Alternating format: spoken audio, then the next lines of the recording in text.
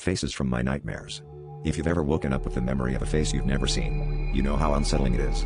For me, it started small, a crooked smile in a dream, a stranger's eyes watching from behind a glass. But then, those faces didn't stay in my sleep.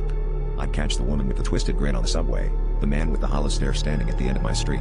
At first, I thought it was coincidence, maybe my mind was just recycling faces I glimpsed in passing. But every day, they grew bolder, watching me, following me, always silent. I tried to ignore them, but it was impossible. The faces gathered in crowds, pressing in at coffee shops, peering through windows, always just on the edge of my vision.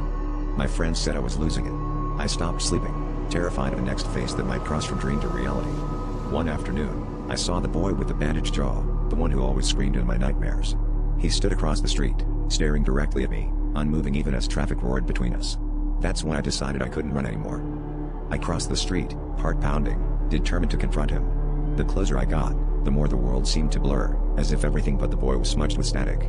When I finally stood in front of him, his mouth opened, not a scream, but a whisper, words I recognized from my dreams but couldn't understand. Suddenly, every face I'd ever dreamed of appeared behind him, lining the street in silent witness.